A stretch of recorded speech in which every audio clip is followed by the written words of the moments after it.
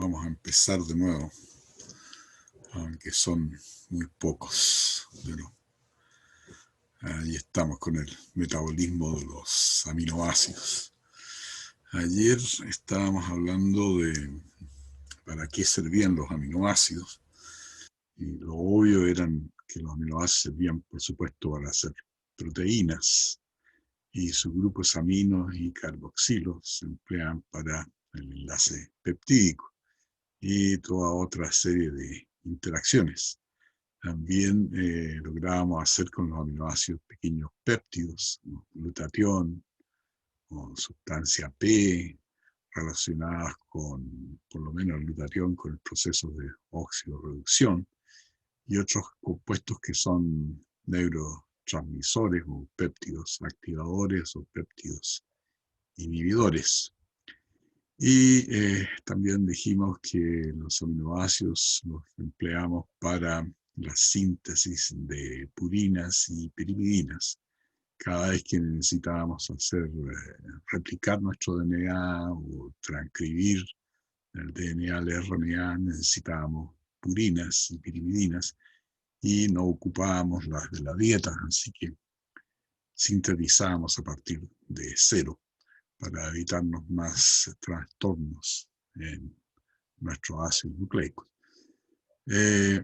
Y llegamos también a la síntesis de algunos productos como el grupo N.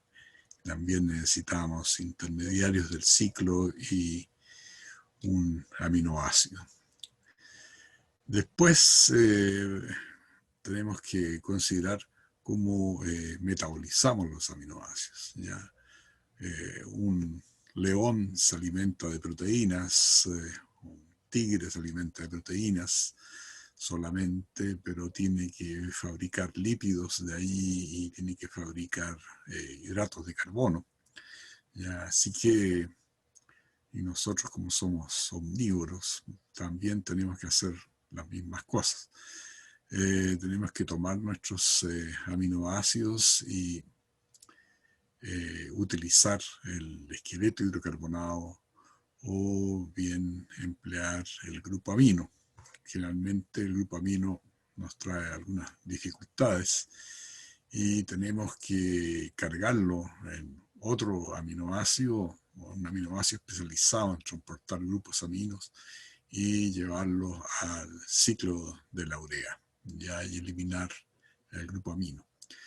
Y teníamos que hacer reacciones de transaminación y de aminaciones oxidativas, por los cuales sacábamos el grupo amino y lo llevábamos al ciclo de la urea para eliminarlo finalmente.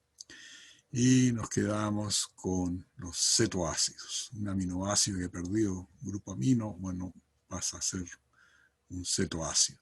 Pero esos cetoácidos tenían estructuras distintas. Y esas estructuras había que almoldarlas o reprogramarlas, digamos, o reconstituirlas en estructuras que fueran paladiables para el ciclo tricarboxílico.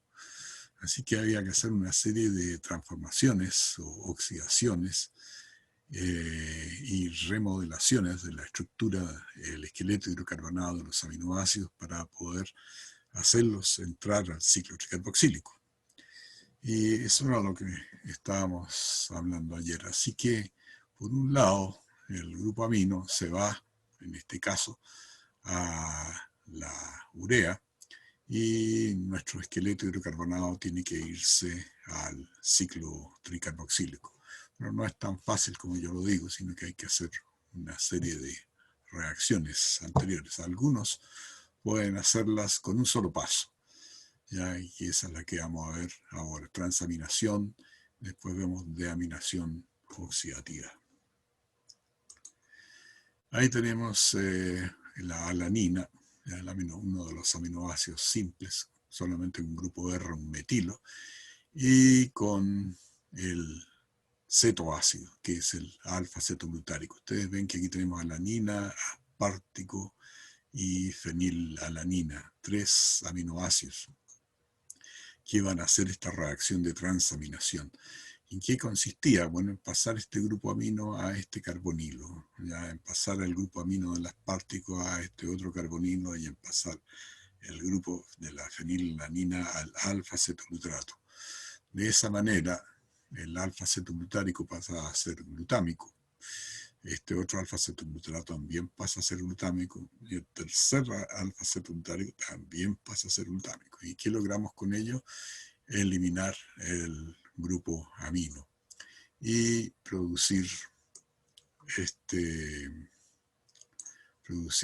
cetoácido. Ya cuando tenemos una estructura de este estilo, un carbonilo y un carboxilo, le llamamos cetoácido. Uno de ellos es piruvato, que lo podemos, ya deben darse cuenta que el piruvato, pasando por la piruvato hidrogenasa, se puede meter al ciclo tricarboxílico y oxidarlo. Ya el oxaloacético o oxaloacetato es un intermediario del ciclo tricarboxílico, así que puedo entrar inmediatamente a él.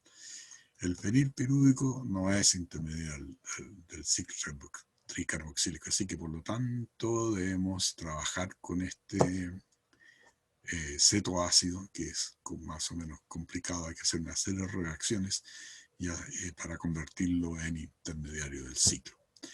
Pero lo bueno de acá es que hemos ganado 3 ácidos glutámicos, ya que son portadores del grupo amino y que pueden ir al ciclo de la urea, ya como glutámico o con un amino más formando glutamina.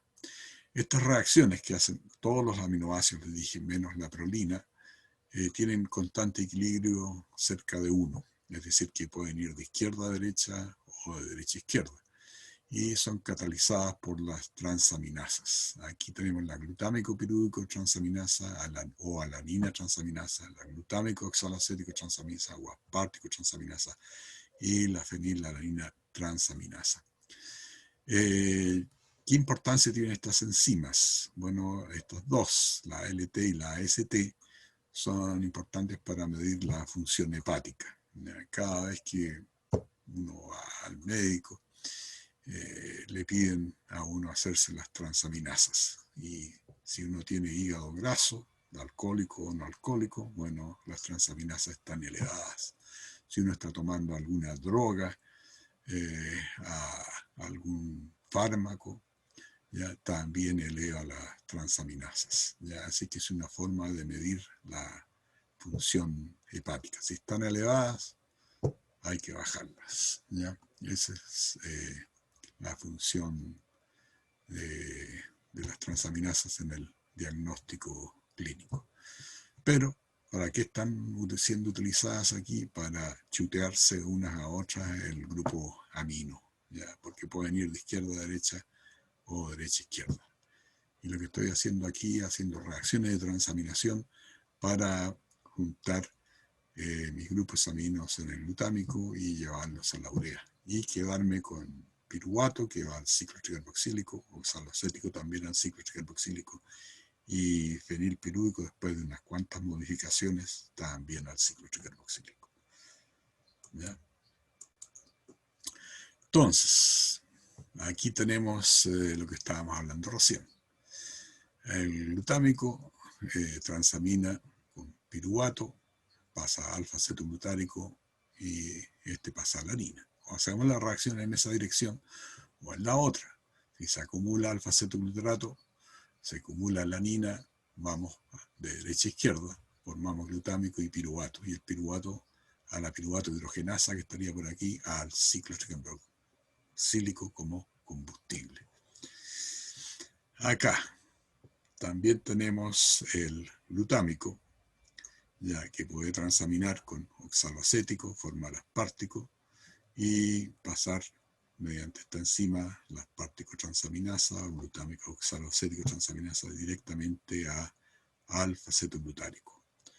Y por este otro lado tenemos aspartico y alfa-cetoglutárico. Con la aspartato transaminasa podemos producir por transaminación oxaloacetato. Así que estamos ahí poniendo leña dentro de la salamandra, que es el ciclo tricarboxílico.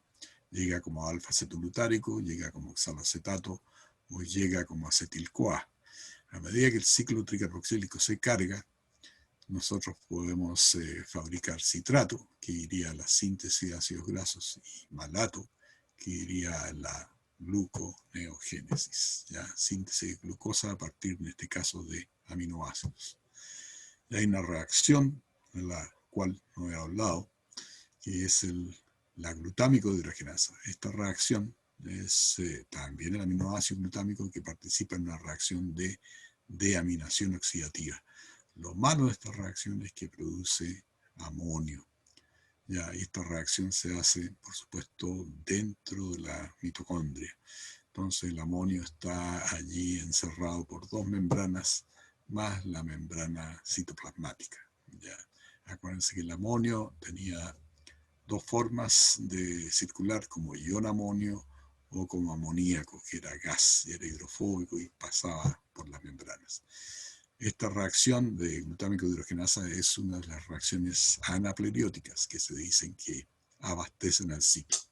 Ya en todos estos casos estamos abasteciendo al ciclo de intermediarios y podemos ir a fabricar glucosa o ácidos grasos. Pero tenemos que preocuparnos de este amonio. Aquí tenemos entonces lo que recién estaba hablando. Aminación y deaminación de alfa-cetoglutarato. Aquí tenemos la glutamina, que podemos ver en esta reacción con glutamina sintasa y glutaminasa. Glutamina sintasa de izquierda a derecha, glutaminasa de derecha a izquierda. Si partimos de glutamina, que viene de la dieta, ¿ya? La glutamina tiene dos grupos aminos. Si queremos deshacernos de estos grupos aminos para poder quemar el esqueleto en el ciclo tricarboxílico, bueno, vamos a utilizar la glutaminasa, que hidroliza uno de los grupos aminos y terminamos con un amonio libre. Y vamos a producir acá glutámico, ¿ya? El aminoácido glutámico. Nos deshacemos de este nitrógeno que está acá arriba y quedamos con un carboxilo y generamos glutámico. Continuamos con la reacción y procedemos con la glutámico dehidrogenasa a una deaminación oxidativa que emplea NAD. Esta es una reacción regulada alostéricamente.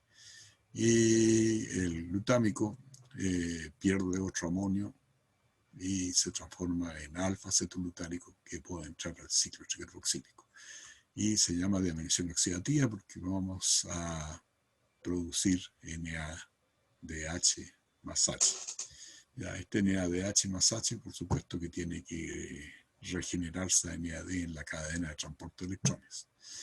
Podemos entrar al ciclo tricarboxílico o podemos salir del ciclo tricarboxílico.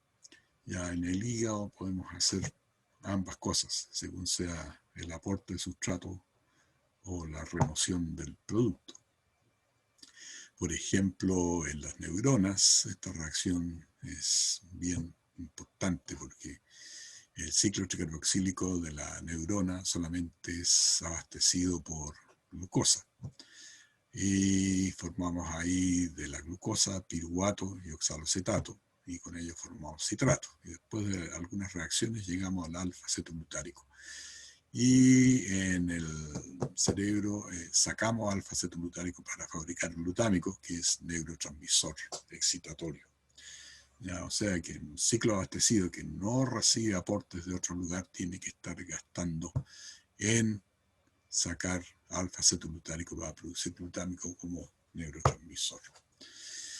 Bueno, continuando acá en el hígado ahora, también podemos hacer una aminación reductiva, ya incorporar amonio, pero esta vez con NADPH y produciendo NADP. Ya gastando NADPH, ¿de dónde venía el NADPH? De la enzima málica y de la vía de las pentosas. Ya, y vamos a producir glutámico, y el glutámico se puede aminar con ATP y pasar a glutamina. Así que podemos hacer estas reacciones de ida o de vuelta.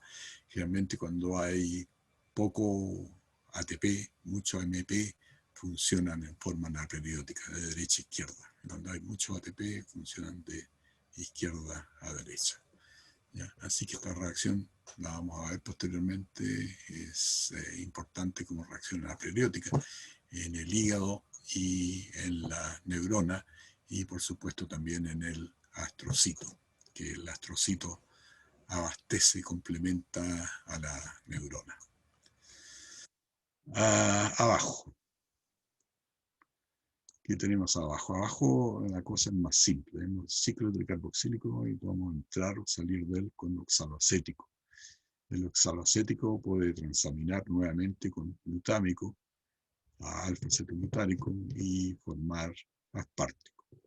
Ya el aspartico es aminoácido ácido.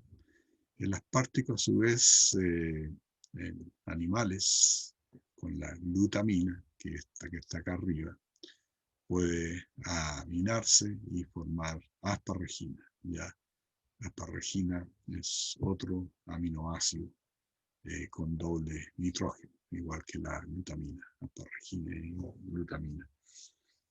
Y la asparregina también se puede descomponer y por la asparginasa y convertir en aspartico. Pero esta reacción aquí solamente es una transaminación, ¿ya? Mientras que acá era aminación reductiva y deaminación oxidativa.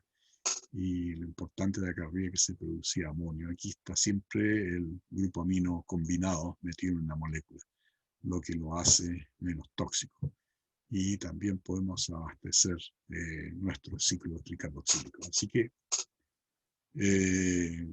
para abastecer nuestro ciclo tricarboxílico tenemos que cargar, como vimos delante, con algunos aminoácidos al alfa-acetoglutárico para formar glutámico o formar aspartico. Y estos los podemos mandar al ciclo de la urea, mientras que nos quedamos con los esqueletos hidrocarbonados y eso los podemos hacer entrar al ciclo tricarboxílico. Más o menos ese es el orden o la política con que funciona el sistema que metaboliza aminoácidos.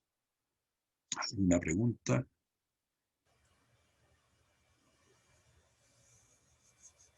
No. Nadie se atreve. Ya, seguimos entonces. Acuérdense que tenemos que fijar la tercera prueba. Ya, ahí voy a hacer yo las preguntas.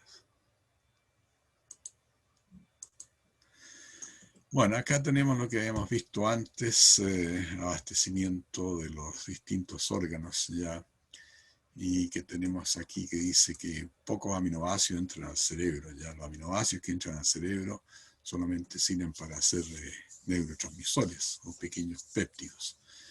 Ya, el ciclo tricarboxílico se abastece más bien de intermediarios de la glucosa, piruvato y oxaloacetato. Piruvato tiene 3 carbonos, oxaloacetato tiene 4. Pero el piruvato tiene que pasar por la piruvato hidrogenasa y genera el acetil-CoA, y 2 más 4 hacemos 6 y hacemos el citrato. ¿Ya? También abastecemos con cuerpos cetónicos al cerebro, y los cuerpos cetónicos que tienen 4 carbonos los rompemos en 2 de a 2, hacemos más acetil-CoA, pero también requieren de oxaloacetato que tiene que venir de la glucosa. De esa manera funciona el ciclo tricarboxílico al cerebro. Y la glucosa la fabricamos a partir de estos aminoácidos que estamos en este caso. Así que más o menos ahí tenemos un ciclo tricarboxílico en la neurona, otro ciclo tricarboxílico en el astrocito. Y la cooperación entre astrocito y neurona. Ya vemos que el alfa-acetoglutarato es un tanto deficitario, tiene un déficit en el ciclo tricarboxílico.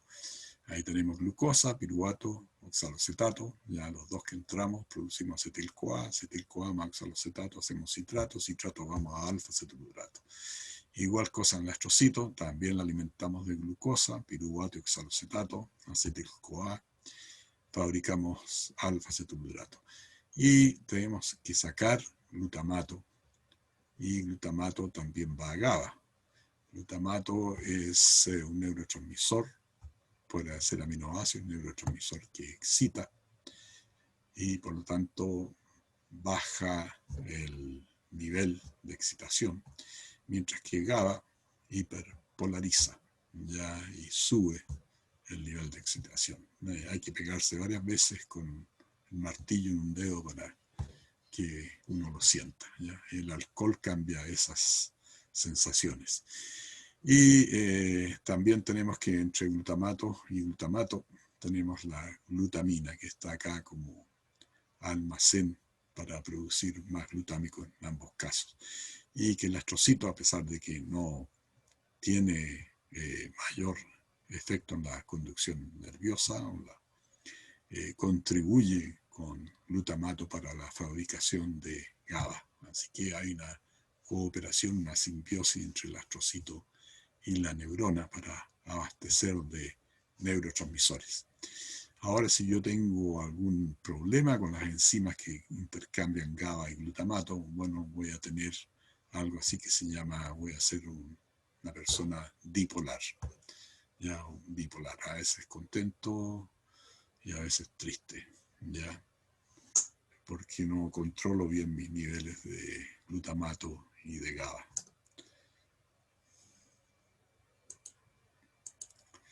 Acá tenemos un cuadro más completo.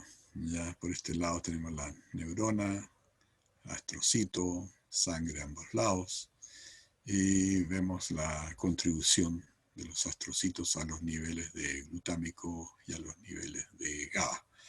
Yo los puedo utilizar, reutilizar en las terminaciones nerviosas y también los puedo hacer retornar a la neurona o al astrocito, ya, en ambos casos. Y ahí vemos que por qué se hiperpolariza y por qué se depolariza. Bueno, cambiamos los niveles que existen entre potasio y cloruro, ya. Si uno toma, por ejemplo, diazepam, ya altera los canales de cloro, ya, y se hiperpolariza, ya se vuelve insensible. Y si uno disminuye el umbral, se depolariza, ya, dependiendo de lo que uno tome. Puede alterar los umbrales, subirlos o bajarlos. Y eso depende de los niveles de GABA y de glutámico. Y el paso entre los canales iónicos de cloruro y potasio. Algunas relaciones que experimentan los aminoácidos no esenciales y esenciales. Como los que estaba hablando, por ejemplo. A ver, estaba hablando yo aspartico y asparagina, son parte del oxaloacético del ciclo tricarboxílico. Alfa-cetoglutarico, con ellos puedo fabricar glutámico, glutamina, también prolina y arginina, ya, pero eso es en el ciclo de la urea. Después tenemos que del 3-fosfoglicerато, que proviene de la glucosa, yo puedo hacer piruvato a la alanina, y de la serina, que también viene del 3-fosfoglicerато, puedo hacer glicina. Y dependiendo de la metionina, que es aminoácido esencial, la metionina, acuérdense que es un aminoácido por el nombre, anda metilando, interviene en los procesos de metilación. También en este caso transfiere azufre a la serina para fabricar cisteína, ¿ya? Y como vamos a ver más adelante, también es responsable de la síntesis de la homocisteína, que es una cisteína más grande, con un brazo más largo, con un grupo tiol, y que la homocisteína es un aminoácido un tanto tóxico, ¿ya? Así que ahí tenemos glucosa, fosfoglicerато, lisina, serina y la cisteína con ayuda de la metionina. De la glucosa pasamos a piruvato, fabricamos alanina. Del 2-cetoglutarato o alfa-cetoglutarato del ciclo tricarboxílico formamos glutamato, prolina y también glutamina. Y con el ciclo de la urea tenemos arginina. Metionina y arginina, lo que están en amarillo, son aminoácidos esenciales, ya que no los podemos sintetizar, tienen que estar en la dieta. Como ustedes habrán visto anteriormente, de la fenilalanina podemos hacer tirosina.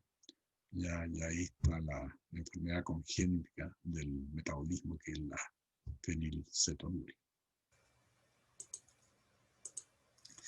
Así que tenemos nuestro ciclo tricarboxílico acá al centro y tenemos en forma idealizada los distintos aminoácidos y cómo pueden ir entrando al ciclo tricarboxílico. Y de esta manera vemos que todos aquellos que entren antes del málico pueden ser considerados como aminoácidos glucogénicos, ¿ya? Porque van formando intermediarios que van a dar origen a málico y málico puede ir a glucosa.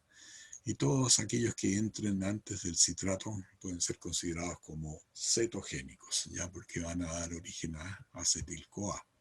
Y el citrato se va a descomponer y va a ir a la síntesis de ácidos grasos, al menos el acetil-CoA. Así que ya hay algunos aminoácidos que pueden entrar por ambos lados, porque son demasiado grandes. Por ejemplo, ahí tenemos tirosina, puede entrar, puede ser a su vez cetogénico, o tirosina puede ser glucogénico. Así que dependiendo de todas las reacciones que hayan individualmente para cada aminoácido, podemos separarlo en estos dos grandes grupos. Ahí tenemos en detalle cuáles son cetogénicos y glucogénicos y qué intermediarios forman después de que han sido metabolizados. Otra cosa más que debemos de ver de los aminoácidos, como son tantas las reacciones que hay que hacer, yo las tengo aquí archi resumidas para poder metabolizarlos. Muchas de las enzimas que participan en estas reacciones pueden tener fallas genéticas y uno puede ser heterocigoto para algunas de ellas o puede ser homocigoto, falla total. Entre ellas vamos a echar un vistazo a algunas. Como ven ustedes, podemos tener a dónde está la fenilcetonuria, que deben haber visto anteriormente, a la acidemia propiónica, acidemia isovalérica, acidemia metilmalónica. Ya hay algunas de estas enfermedades que tienen olor a pie sudado, otras que tienen olor a azúcar quemada, ya, dependiendo de los compuestos que se formen. Cuando fallan a las enzimas se acumulan compuestos antes y faltan los compuestos que están después de esa enzima. Ya generalmente la acumulación de los compuestos son los que desvían en otras vías metabólicas y producen acidosis metabólicas.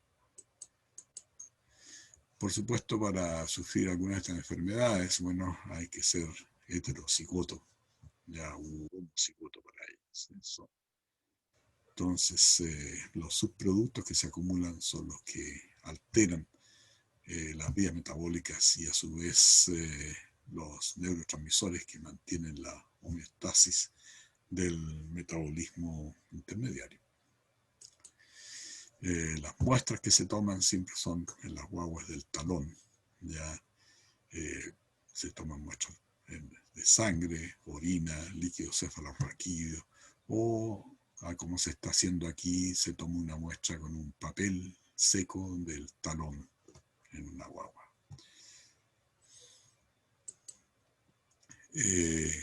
Abastecimiento del ciclo tricarboxílico que ya hemos visto, abastecimiento en el músculo, corazón, y aquí tenemos nuestros 3 aminoácidos problemáticos, que son los alquílicos, que se metabolizan principalmente en el músculo. ¿Ya? Y son la valina, leucina y la isoleucina. ¿Ya? Son aminoácidos hidrofóbicos, participan en metabolismo muscular. No es en el hígado, es en el músculo. Entonces, aquí tenemos isoleucina, leucina y valina. Para empezar a trabajar con estos aminoácidos, bueno, lo primero que hay que hacer es lo que dije anteriormente, una reacción de transaminación, es decir, convertirlos en cetoácidos. Ahí tenemos la formación del cetoácido y posteriormente, una vez que se convierten en cetoácidos, hay que activarlos.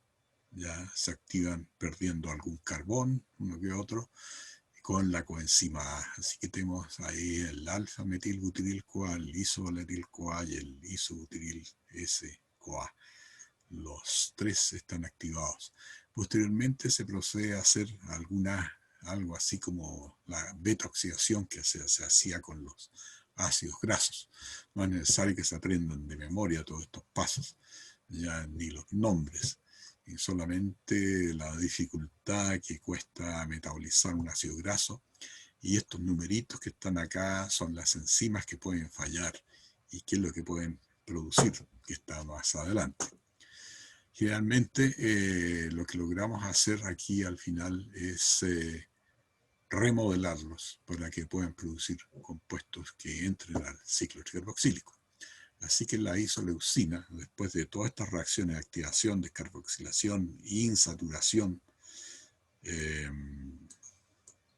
hidroxilación, oxidación y tiólisis, logramos fabricar acetil-CoA y propionil-CoA. Propionil-CoA, como deben saber ustedes o intuir, es problemático y tiene 3 carbonos. Nosotros tenemos que hacer compuestos de 2 o de 4. Así que hay que mandarla a otra vía metabólica que trae otros problemas más.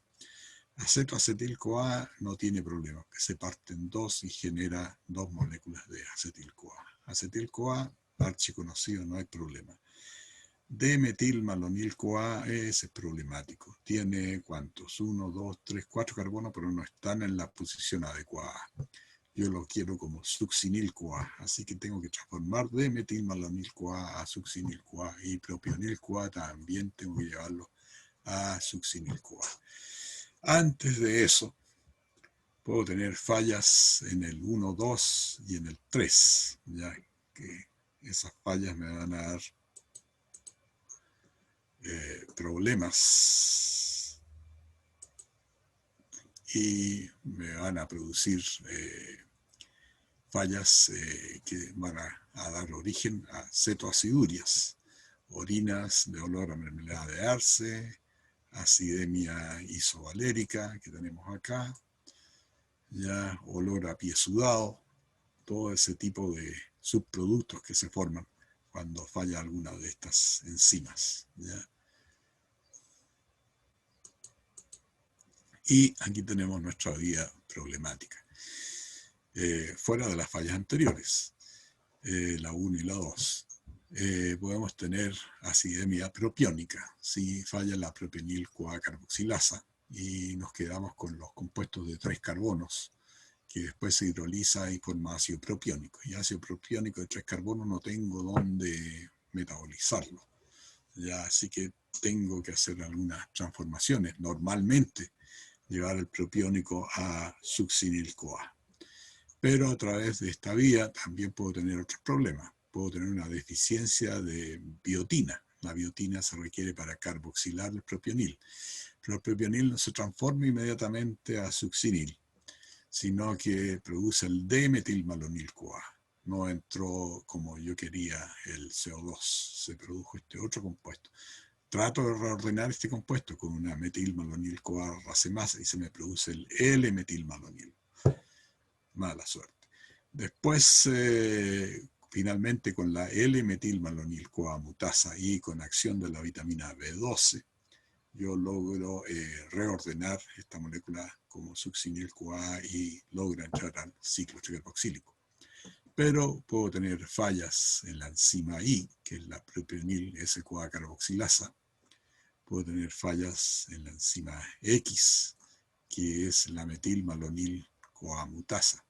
Y eso me va a dar origen a una acidemia propiónica, una acidemia metilmalónica y la 3 anterior, la acidemia o aciduria isovalérica, ya cuando falla el paso número 3, que es este de acá, ya de isovaleril-CoA a beta-metilcrotonil-CoA. cada uno de esos. Entonces, cuando fallan estos pasos, se acumulan estos intermediarios, el metilvalérico, el ceto-isocaproico y el ceto-isovalérico de acá. Y esos son los que producen el olor a pie sudado o olor a mermelada de arce o olor a azúcar quemada, ¿ya? Esas son las fallas. Además, esta vía también se utiliza en el metabolismo de los ácidos grasos, y los ácidos grasos impares, ya que también tenía que transformarlos a succinil-CoA. Así que tengo aminoácidos ramificados que me pueden dar problemas y también los ácidos grasos impares en el metabolismo para poder integrarlos al ciclo tricarboxílico. Resumiendo, aquí tenemos la leucina, la isoleucina y la valina. ¿Qué quiero hacer yo? Meterlos al ciclo tricarboxílico. ¿Cómo pueden llegar al ciclo tricarboxílico? Acetil-CoA o succinil-CoA. Así que en este caso de la CMA isovalérica falla la isovaleril-CoA dehidrogenasa y tengo olor a pata. Después tenemos que la leucina se compone de acetoacetil, que no da problema, acetil-CoA, el acetil entra por acá sin problema. La isoleucina da una molécula de acetil-CoA y una de propienil-CoA, como les dije anteriormente. Propienil-CoA tengo que cargarlo con un carbono más, biotina, CO2, ATP, y se produce la D-metil, la L-metil que está acá y finalmente se reordena y entra al ciclo tricarboxílico. ¿Ya?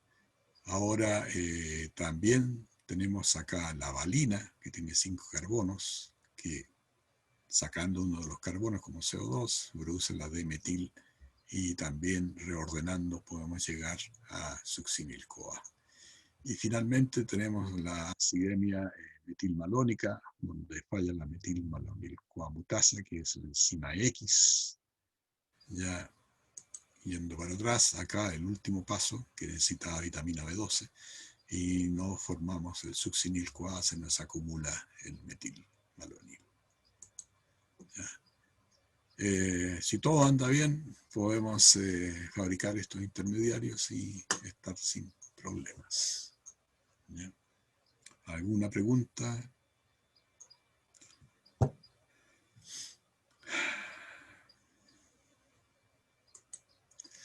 Aquí tenemos algunos pacientes con asiduras orgánicas, acidemia propiónica. ¿Ya? Este paciente nacido necesitó hiperventilación, presentó acidosis, hiperamonemia, se lo estabilizó, pero se produjo una secuela que es la epilepsia infantil. ¿Ya? Y como vemos acá, nuestro problema es la falla la propienil-CoA carboxilasa. Otro más, aciduria o acidemia metilmalónica, falla la metilmalonil-CoA mutasa y se produce hiperaponemia secundaria. Y a este lo rescataron a los 9 años con trasplante de hígado riñón. No quedó del todo bien. Y en el tercer caso tenemos a este galán aquí con falla de la deshidrogenasa del ácido isovalérico y que tiene olor a pies sudorosos, ¿ya? U olor a pie sudado. ¿Y qué es lo que experimentó? Rechazo a la leche materna, las proteínas de la leche, vómitos, contracciones, coma, restricción de leucina, audición de glicina. Ya yo he conversado con personas que han tenido alguna de estas fallas. El problema es que pueden ser normales, pero son de estatura bastante baja debido a los problemas que han tenido en el crecimiento y que la dieta de ellos debe ser exclusivamente con una de los aminoácidos menos.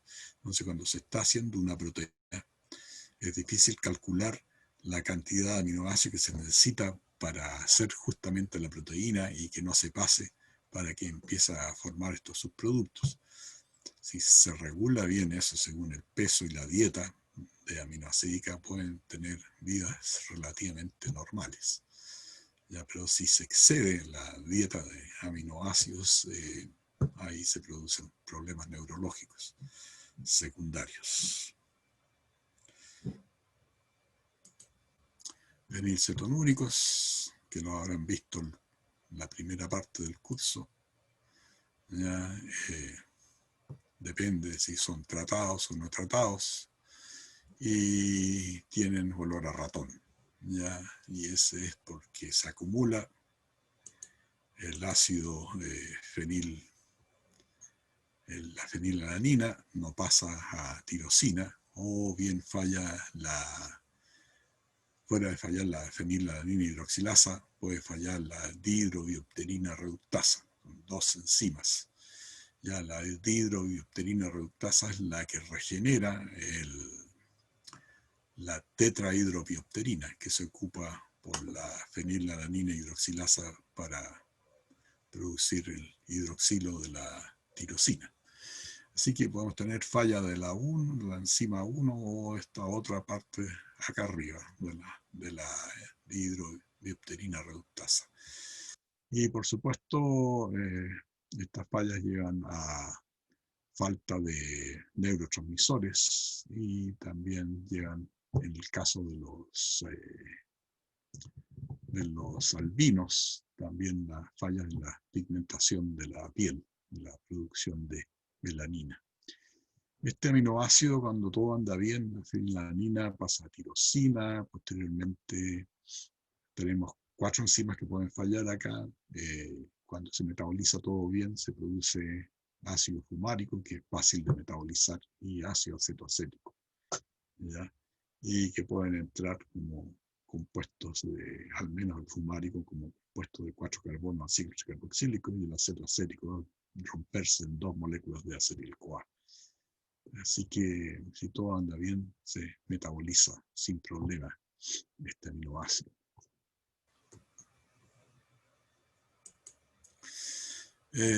Algunas de las fallas que vimos delante, numeradas. Hay una interesante que es la 4, la falla del ácido homogentísico, que está descrita, esta enfermedad, como hace de la época de Leonardo da Vinci. Ya que aparecía un joven, se relata en esos tiempos, que producía una orina que apenas tomaba contacto con el aire, se oscurecía. Y los médicos de la época determinaron que sufría de una especie de combustión interna. Por lo tanto, traían nieve de los Alpes y se la ponían en el bajo vientre para poder parar la combustión interna, pero resulta que no era combustión interna, era una falla de una enzima. Y este joven se aburrió de ese tratamiento y se fue, pero no tuvo problemas. Botaba ácido homogentísico en vez de botar subproductos de la urea o meter los subproductos acá al ciclo tricarboxílico. Pero son antiquísimas estas enfermedades. Tienen varias anécdotas antiguas. Y a ver, finalmente llegamos acá a la metionina y a la importancia del ácido fólico y la vitamina B12. Ya hay una enzima acá que es la metionina sintasa. Y la metionina sintasa está encargada de metabolizar la homocisteína. La homocisteína es un derivado de la metionina y que tiene un grupo tiol. Y esta homocisteína con el ácido fólico en la forma de N5-metil tetrahidrofolato recibe este metilo y se convierte en metionina. La metionina posteriormente se activa con ATP y se convierte en S-adenosilmetionina y se dedica a metilar sustrato.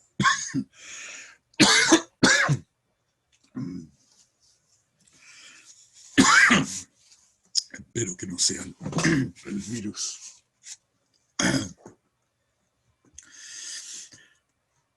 Y una vez que los sustratos están metilados, se forma la S-homocisteína. Y la homocisteína vuelve nuevamente.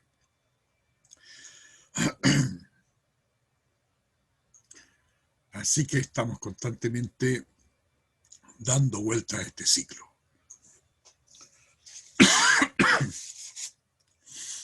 ¿De qué me sirve este ciclo?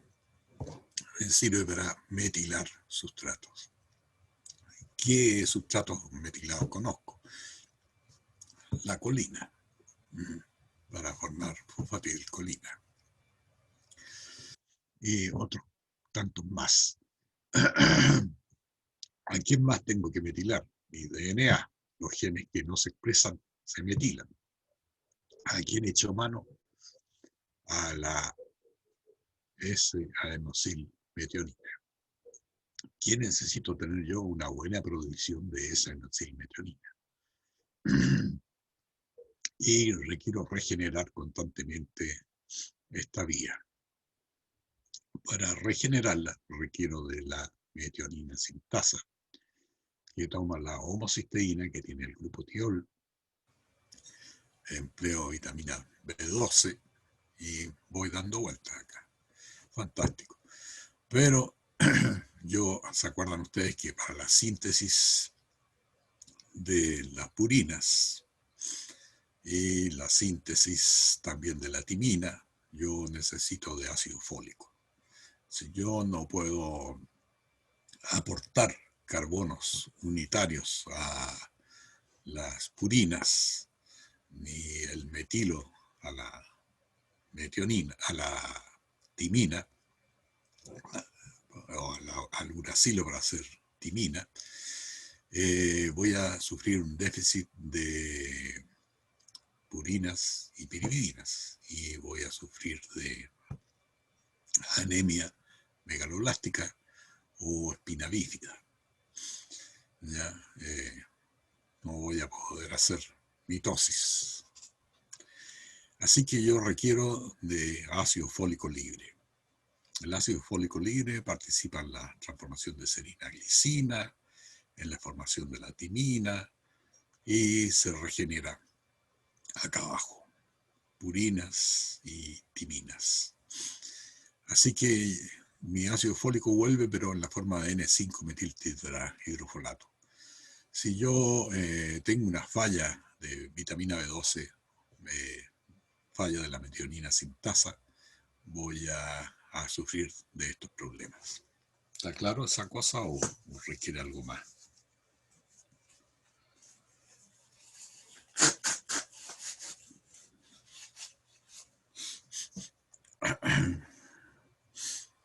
Vean ustedes que algunas de estas drogas, metotrexato, aminopterina, metopterina, trimetoprima, son inhibidores de la dihidrofolato reductasa. ¿Para qué utilizo estas drogas?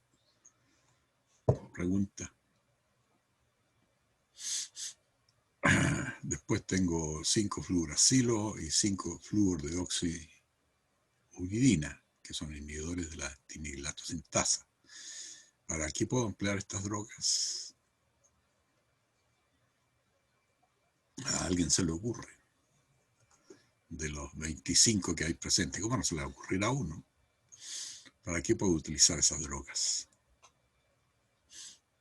¿Qué necesito yo? THF. ¿Qué pasa si yo inhibo la producción de THF, de ácido tetrahidrofólico? A alguno se le ocurre. A algún bienaventurado. A algún sobreviviente. Ahora o en la prueba. La prueba es muy fácil para la prueba. Si me falta algunas de estas drogas, si me falta el tetrahidrofólico, ¿en qué casos puedo yo tratar de inhibir? la función del ácido fólico.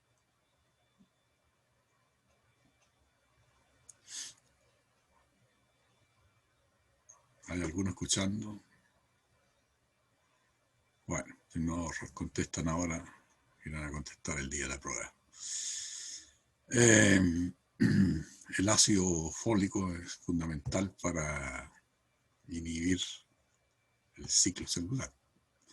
Ya, así que si yo llegara a sufrir de cáncer y recibo quimioterapia, en la quimioterapia tengo que recibir algunos de estos compuestos. Que hay otros compuestos ahora más sofisticados, pero si yo recibo algunos de estos compuestos voy a inhibir la síntesis de mis purinas y de mi deoxitimidina monofosfato. Y voy a inhibir la mitosis. Y inhibo la mitosis de las células cancerígenas. Pero el problema es que también inhibo la mitosis de las células del resto del organismo. Ya, ese es el problema, que no se puede hacer un fármaco que actúe directamente en las células cancerígenas. Ya, entonces eso por la metionina. ¿Ya? Acuérdense que es un aminoácido que tiene las propiedades de emplearse para metilar y que forma un subproducto homocisteína, que la homocisteína es tóxica si se acumula en el sistema circulatorio. La homocisteína, ¿qué es lo que produce? Con su grupo tiol parece que retiene colesterol o contribuye a la formación de la placa, ya de esa placa que se forma con las células espumosas, ya contribuye a la formación del ateroma y contribuye a atrapar LDLs, esas LDLs pequeñas, semioxidadas y densas, ya, eso. Esto es lo mismo que expliqué delante. Profesora. Oh, un sobreviviente. ¿Sí? ¿Alguna pregunta? No. No escucho nada. Bueno, continuando. Aquí tenemos algunos mecanismos biológicos de metilación, ya la participación del ácido fólico. Falta o exceso de metilación en algunos y sus efectos.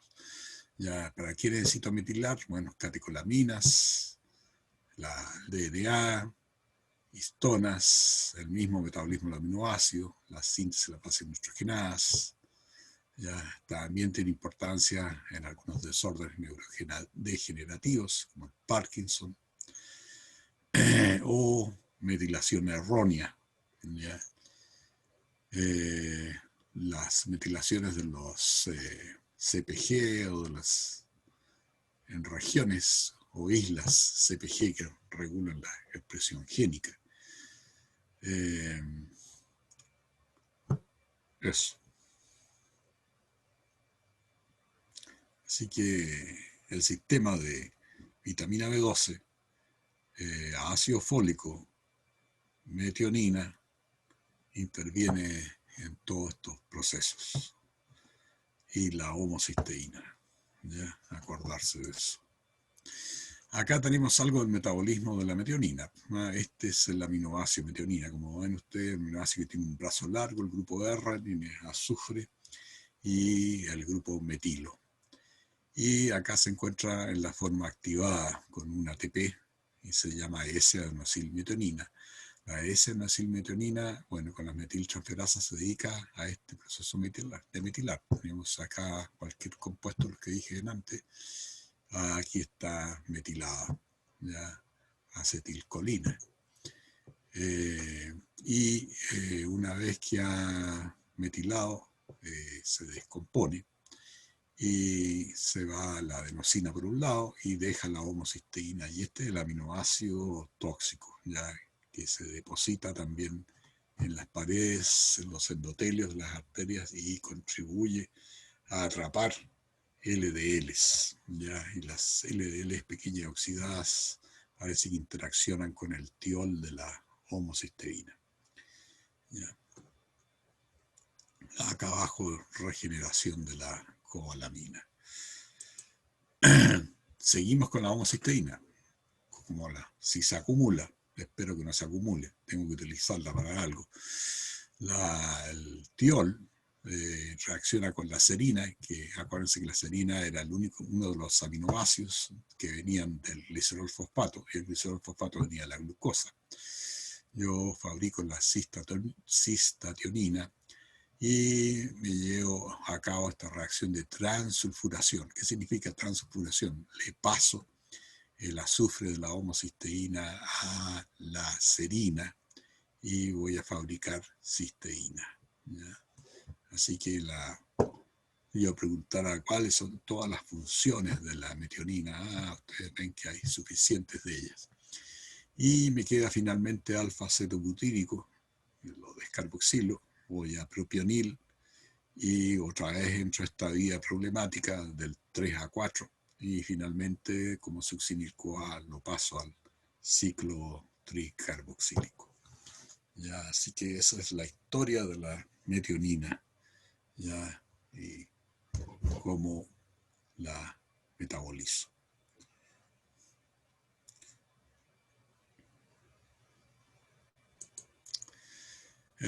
Acá tenemos algunas de las fallas y las enfermedades que pueden acarrear. Hipermetioninemia, falla la metionina de adenosyltransferasa, etcétera, etcétera. Aquí tengo dicho que la homocisteína es un mal aminoácido, ¿ya? Y que de malo tiene elevados niveles de homocisteína asociados a infarto del corazón, derrames cerebrales, se estrechan las carótidas, llega menos sangre al cerebro, facilita la formación de placas subateromas, interacciona con las LDL. Eso. Y continúan 10 minutos más.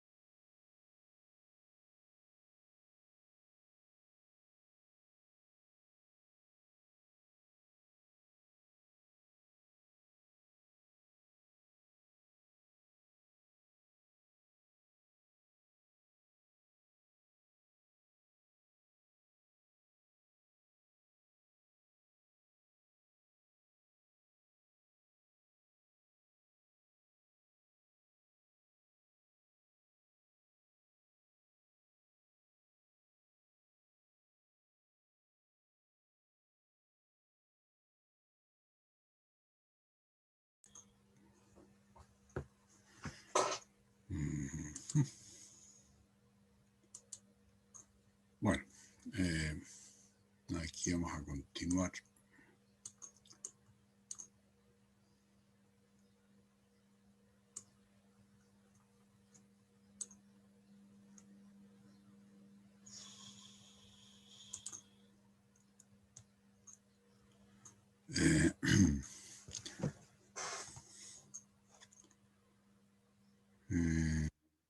Ahí estamos.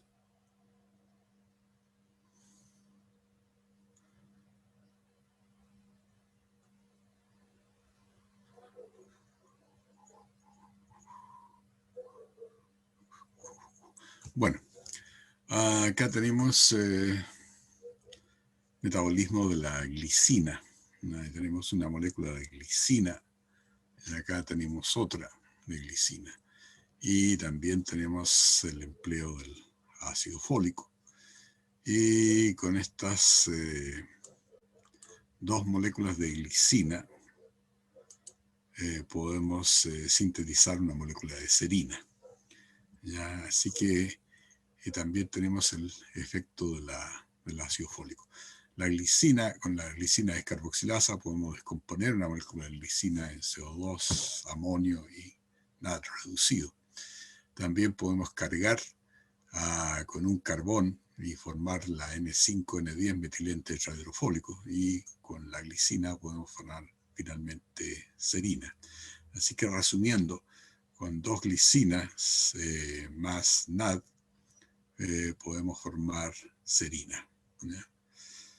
Eso es algo del metabolismo de la glicina. Ahora nos queda por pasar, más o menos tenemos una idea de lo que sucede con el esqueleto hidrocarbonado de los aminoácidos. Ahora, ¿cómo nos manejamos el amonio? ¿Ya? Y como ven ustedes, es capaz de neurotoxicidad, produce alcalosis, ¿ya? Y se encuentra en las dos formas, ya como amonio y como amoníaco. Y como amoníaco, como gas, pasa la barrera hematoencefálica. Y debe ser mantenido en una concentración de 40 milimolar. Y 10 veces eso se hace tóxico. ¿Ya? Así que, ¿cuáles son las fuentes de amonio que disponemos? Bueno, aquí tenemos las reacciones que ocurren en el músculo y debemos llevar nuestro amonio al hígado. Ahí tenemos los aminoácidos que hacen transaminaciones y el camioncito que se carga con el amonio es el glutámico. El glutámico lo puede traspasar a la alanina y podemos mandar la alanina por la sangre al hígado. Ya la alanina vuelve a transaminar en el hígado, carga al alfa-cetoglutárico a glutámico, y glutámico, por la reacción de la glutámico dehidrogenasa, libera el amonio dentro de la mitocondria, bien protegido, y el amonio va a ir al ciclo de la urea. Así que ahí tenemos transporte de nitrógeno por la alanina. Otro transportador de nitrógeno sería el que lleva dos grupos aminos, que es la glutamina. Ahí tenemos entonces los aminoácidos que en el músculo también vuelven a transaminar, cargan al glutámico, el glutámico se deamina y el glutámico toma otro amonio con ADP y forma glutamina. La glutamina se va entonces al hígado, y ahí por deaminación oxidativa se va el glutámico, se va el amonio, la glutamina se hidroliza, libera el amonio y el amonio se va a la urea. Así que, ¿qué es lo que estoy haciendo en estos dos casos? Estoy llevando amonio del músculo al hígado.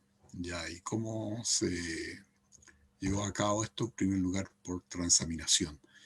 ¿Y quién lo llevó en el caso de arriba? La alanina, y en el caso de abajo la glutamina. Ya esos dos aminoácidos fueron capaces de transportar amonio combinado, no en la forma tóxica, no en la forma libre, al hígado para llevar allá el ciclo de la urea. ¿Qué otras fuentes de amonio tengo? Bueno, ahí vamos a ver más adelante. ¿Qué es lo que tengo acá? Aquí tengo el hígado, ¿ya? La organización del sistema en el hígado. Tengo los lóbulos hepáticos, tengo los hepatocitos que están acá y tengo los canales sinusoidales que van finalmente al ducto biliar. ¿Dónde me llegan los aminoácidos con amonio? A la periferia, ¿ya? Ahí me están llegando glutámico, glutamina, llegan a la periferia y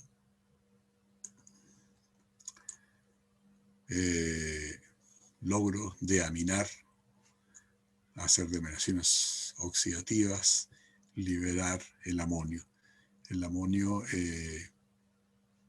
va a transformarse en urea y la urea va a ser eliminada en el riñón.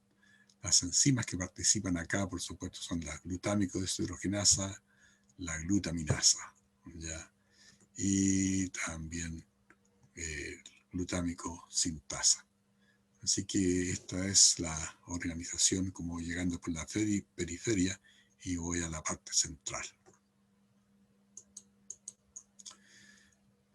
Por supuesto, ya sabemos que el amonio es tóxico y cómo interviene, que atraviesa la barrera hematoencefálica y se une a una de las reacciones del ciclo tricarboxílico, que es la que produce alfa-cetoglutarato. Nuestras fuentes de amonio: tubo digestivo, degradación bacteriana de las proteínas, deaminación oxidativa del glutámico, deaminación de la glutamina. Así que esas par de reacciones son capaces de producir amonio.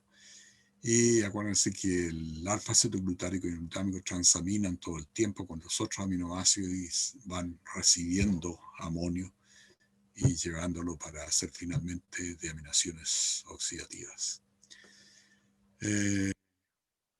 Ahí están las reacciones, lo pasamos fácilmente.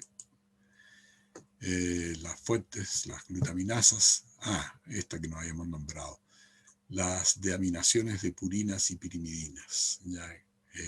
El mismo ATP se transforma en ADP, después en AMP y finalmente se transforma en inosina, EMP, hiposantina, y a medida que se va degradando va liberando amonio. Las bases nitrogenadas, cuando se degradan, son fuentes de amonio. También cuando hay D-aminoácidos, los D-aminoácidos se descomponen por D-aminoácidos oxidasas, también en los peroxisomas, y son otra fuente de amonio. El ciclo de los nucleótidos de purina que ocurre en el músculo es lo que estaba diciendo, el AMP que pasa a IMP y libera amonio. ¿Ya? Así que tenemos varias fuentes de amonio, ¿ya?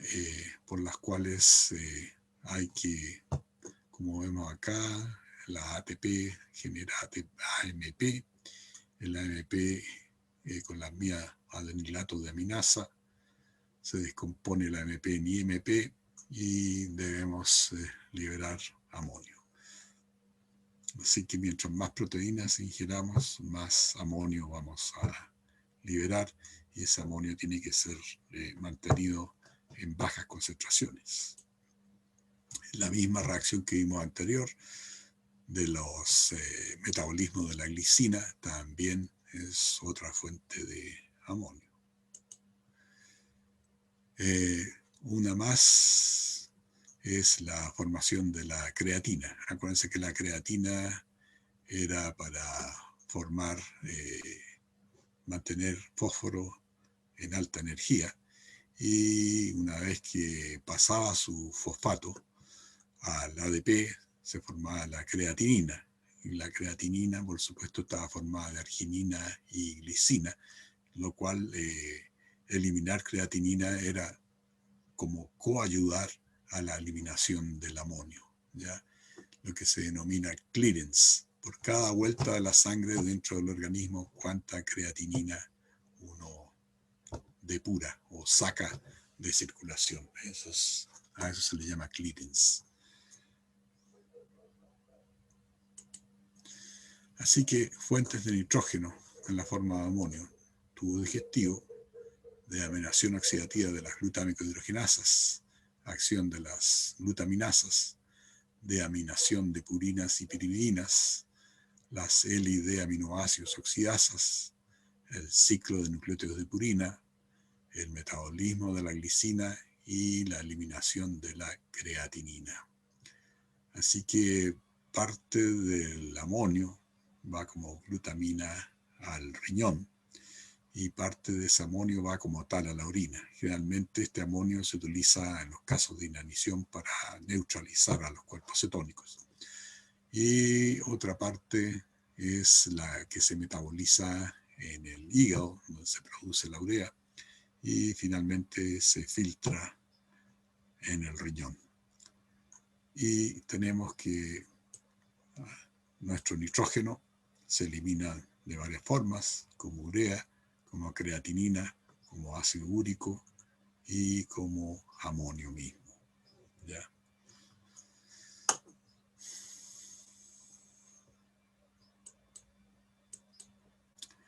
Ahora,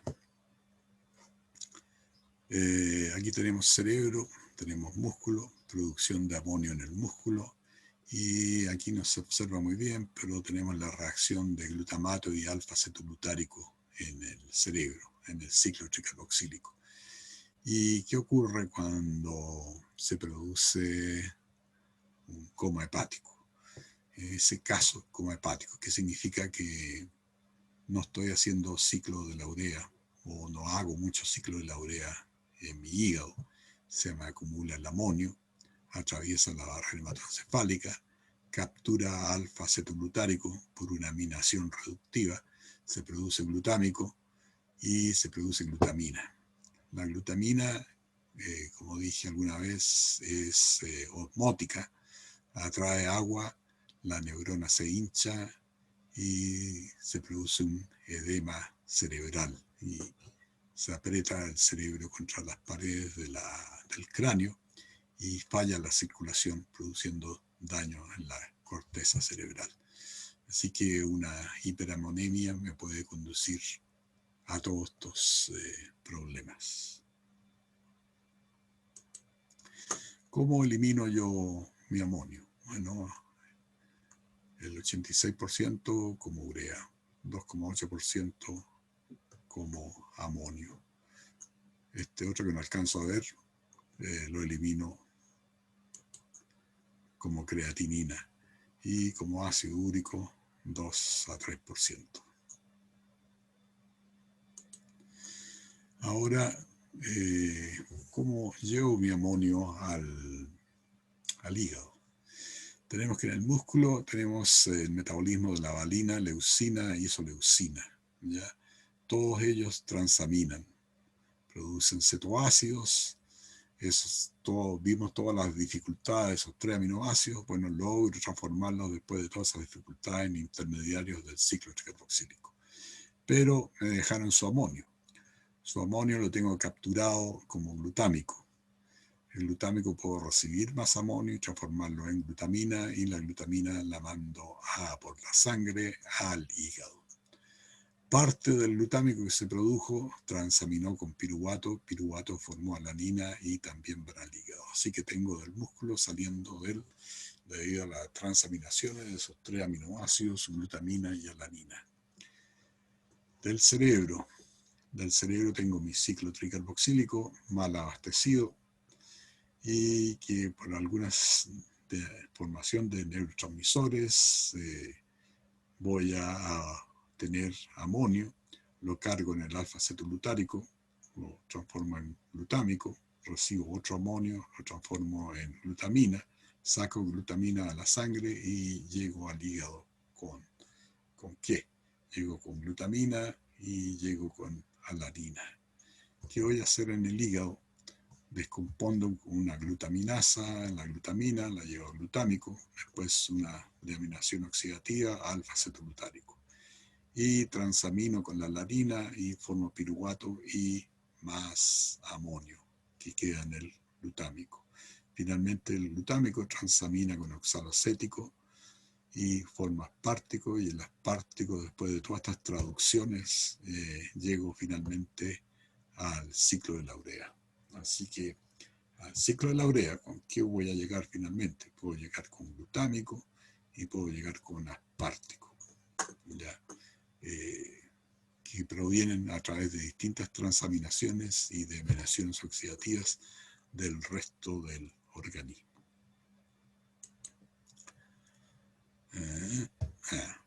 El ciclo de la urea. El ciclo de la urea es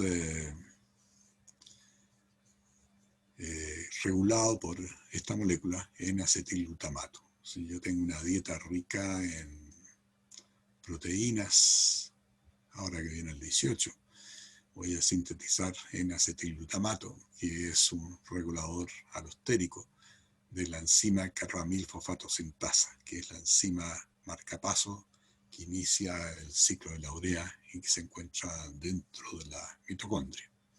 Es el modulador alostérico. El ciclo de la urea mismo consiste en lo siguiente: se gasta, es un ciclo endergónico, se gasta ATP, amonio, por supuesto hay que integrarlo, y recibe también aspartico. Logro hidrolizar mis 3 ATP en 2 ADP, un AMP y un pirofosfato. Y voy a formar fumarato, que se puede ir al ciclo tricarboxílico, y urea. Así que es un ciclo endergónico que gasta energía, pero logra incorporar el amonio a una molécula que es la molécula de urea y que es altamente soluble, ¿ya? Así que nosotros nos dividimos en 3 tipos de manejo del amonio. Podemos ser amonotélicos, uricotélicos, ¿ya? Y uriotélicos. Ya, amonotélicos son los peces, ya pueden eliminar amonio libremente por las branquias. Uricotélicos son los pájaros, nadie ha visto un pájaro haciendo pipí, ya solo eliminan ácido úrico. Y nosotros somos uriotélicos, ya necesitamos ingerir más de 1,5 litros de agua al día para poder mantener soluble nuestra urea y eliminarla. A ver, esto, aquí tenemos. Tenemos lo que está encerrado por la línea roja, es lo que está dentro de la mitocondria. Al interior de la mitocondria podemos llegar con glutámico. Hacemos una deaminación oxidativa, producimos alfa-acetoglutárico, que se va al ciclo tricarboxílico, y amonio. El amonio entramos en la primera reacción catalizada por la carbamilfosfato sintasa y vamos a formar carbamilfosfato, unir CO2 con amonio y un fosfato. El carbamilfosfato dentro de la mitocondria recibe ornitina, que viene de afuera de la mitocondria, del ciclo, y a través de la ornitina transcarbamilasa forma citrulina. La citrulina puede salir del ciclo y recibe otro amonio, esta vez viene montado en el aspartico, ¿ya? Así que tenemos un amonio incorporado adentro de la mitocondria, traído por el glutámico o la glutamina, y tenemos otro que viene afuera. El de adentro es más tóxico, por eso está protegido con la doble membrana de la mitocondria, ya que este amonio se convierte también en NH3, gas, mientras que el de afuera es menos tóxico y viene montado en un aminoácido. Gastamos otro ATP y producimos el compuesto arginino succinato. Ya el arginino succinato, como vemos, trae ya incorporados los dos nitrógenos. Y vamos a la argininosuccinato liasa y vamos a producir fumarato. Como subproducto, el esqueleto del aspartico sale para afuera como fumarato. ¿Ya? Este es el aspartico en amarillo, entró, hizo su trabajo, entregó el amonio, salió para afuera como fumarato. El fumarato deja al interior la arginina, este aminoácido arginina, el cual con una enzima hidrolítica, la arginasa, logra finalmente deshacerse del amonio en la forma de urea. Y lo que me queda de la estructura de la arginina es la ornitina. Ya la ornitina vuelve a entrar y vuelve otra vez a sacar. Así que ven ustedes este ciclo que utiliza 3 ATPs ya, y produce 2 ADPs, una MP y un pirofosfato. ¿Ya? Necesita energía para poder eliminar. ¿Ya? Ahora las hiperamonemias ya se tratan con, acá está benzoato de sodio y sodio fenilacetato, ¿ya? Para poder eliminar el amonio en el caso de algunas de las fallas enzimáticas que puedan ocurrir si uno es heterocigoto para alguna de estas enzimas que están regulando el ciclo. Entonces, la enzima alostérica es la carbamilfosfato sintasa. Y también el resto de las enzimas, si uno tiene una dieta elevada de proteínas, también se elevan estas enzimas de acuerdo a ello. ¿No? Se expresan, el gen que codifica para esta enzima expresa mucho más. Se expresa mucho más y se eleva el nivel de las enzimas. Así que tenemos dos formas de regularla, ¿ya? Con la carbamilfosfatosintasa por el N-acetilglutamato y según los niveles de la dieta que sea rica o pobre en proteínas. Daño por las hiperamonemias. Ya, como les dije anteriormente, ocurre ¿cómo se llama? El coma hepático. ¿Ya? ¿Y cuándo ocurre esto? Por efectos de la cirrosis, infecciones virales, hepatitis, enfermedades congénitas del metabolismo. Si yo pierdo hepatocitos, pierdo ciclo de la urea y se me acumula el amonio. ¿Ya? También existen otras enfermedades en las cuales uno pierde el control de la síntesis de las purinas y se sintetizan demasiadas purinas que cuando se deaminan también liberan gran cantidad de amonio. Son otras enfermedades también congénitas del metabolismo. Tratamiento en sobato de sódico y se forma ácido hipúrico con la glicina y de esa manera voy eliminando nitrógenos. La idea es eliminar nitrógeno. También fenilacetilglutamina, fenilbutirato, que se remueven como glutamina y como sodio fenilglutamina en la orina. ¿Ya? Acá está la cosa con el mismo mono nomás. Un poco más de detalles. Las hiperamonemias por falla de la carbamilfosfatosintasa, ¿ya?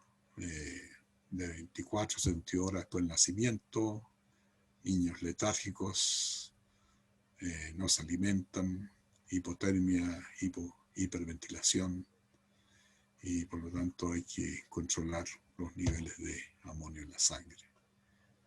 Y se puede entregar algunos intermediarios del ciclo de la urea para poder tratar de apurarlo.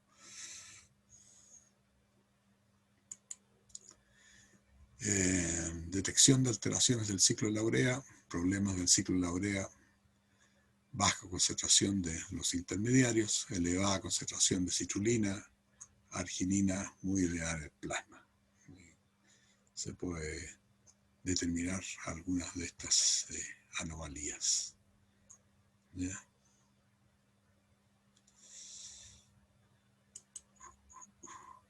Y aquí tenemos, a ver,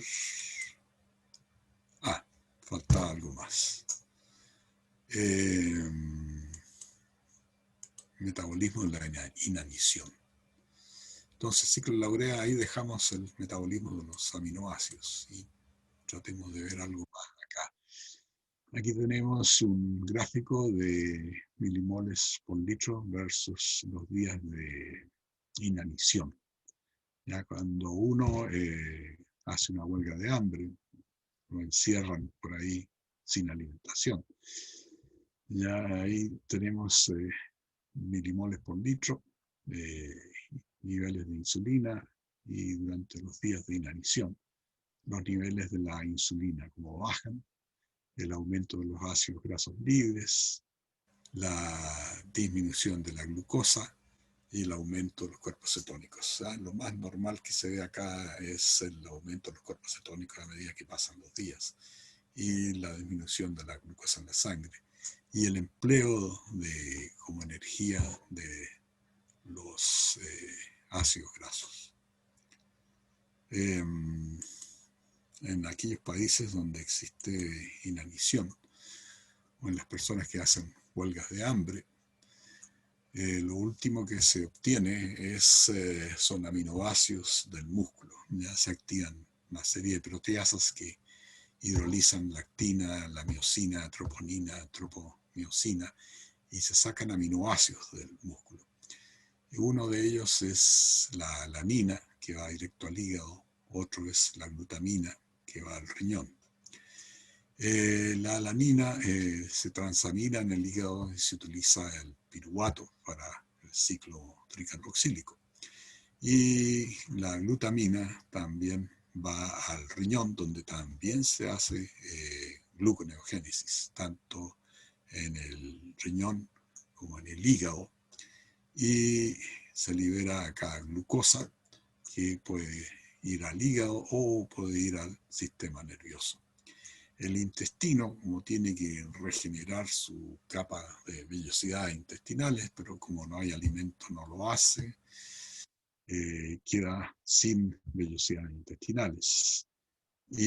Pero reordena los aminoácidos y produce alanina, que también va al hígado. O sea, todo contribuye a ir al hígado, alanina del músculo, alanina de las que debieran haber sido vellosidades intestinales, también al hígado, y gluconeogénesis del riñón al tejido nervioso y al hígado. ¿Qué hago yo con el hígado, con la alanina? Voy a hacer ciclo tricarboxílico. Voy a también tratar de hacer ciclo de la urea. Y para poder metabolizar los aminoácidos que estoy sacando del músculo y tratar de producir gran cantidad de cuerpos cetónicos. Así que lo primero que se agota es el glicógeno. Lo segundo que se va a agotar son los triglicéridos del tejido adiposo. Y lo último que se metaboliza es la proteína de los músculos. Y antes de la proteína de los músculos, yo metabolizo la seroalbúmina de la sangre. Ya de ahí saco también aminoácidos para poder fabricar glucosa.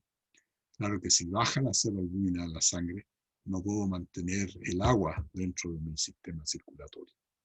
Ya, y si no mantengo el agua del sistema circulatorio, se me sale al líquido extracelular y voy a tener un aspecto edematoso, ya que es el que se observa aquí en este niño, ya que es denominado como un kwashiorkor, ya que se presenta apático,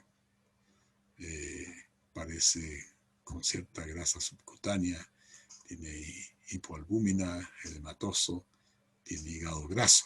Alguien se atrevería a decir por qué tiene hígado graso. El pelo color rojizo y por supuesto falla en el crecimiento. Alguien se atrevería a decir por qué este niño presenta hígado graso. Que algunos se fueron todos. quedan 22. A uno de los 22 se atreve a decir por qué este niño tiene hígado graso.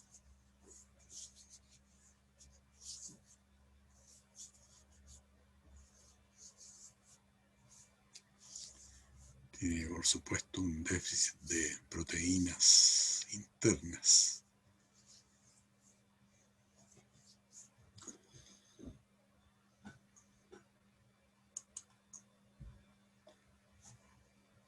¿Algún aventurado que trate de decir por qué tiene hígado graso este niño?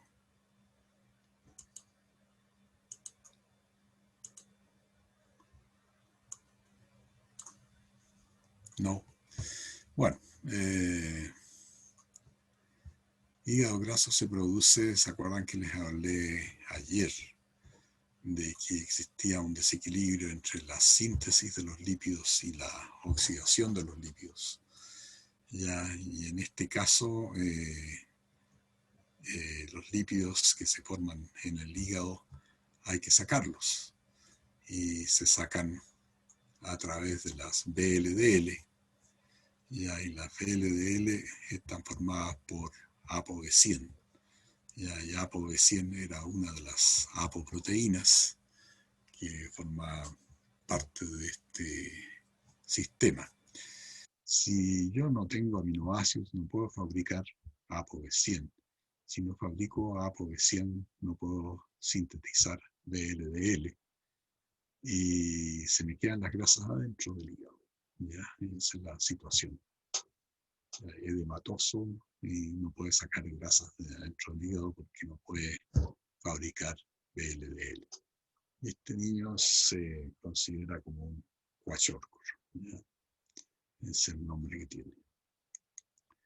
Tenemos otro tipo de niño acá que es un marásmico. ¿Ya?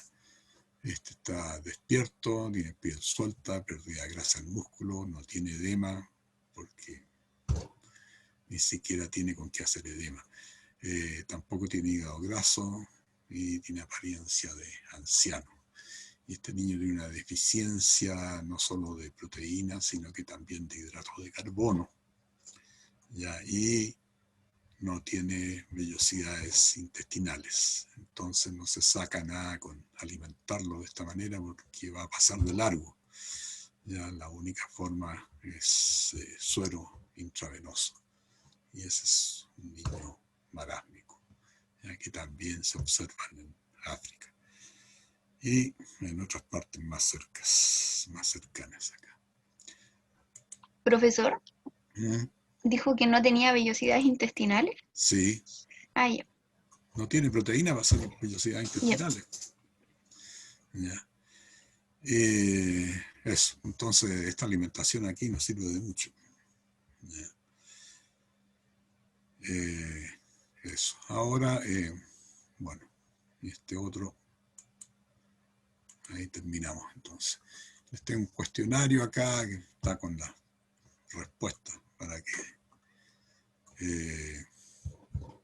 ustedes se instruyan un poco acerca de estos problemas. ¿Alguien tiene alguna pregunta de lo anterior o no?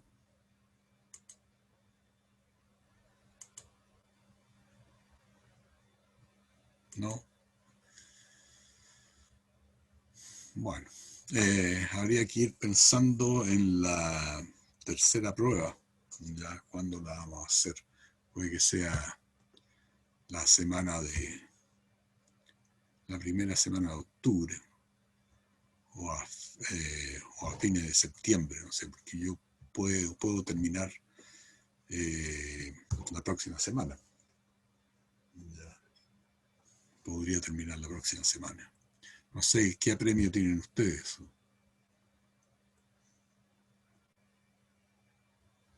¿Alguien quiere decir algo? Yo creo que habría que consultarlo con el curso, profesor. Ya, ok. Y ahí le hago llegar la respuesta. Ya, ok. Bueno, hasta aquí por hoy entonces. Ya. Ya, profe. Profe. Sí.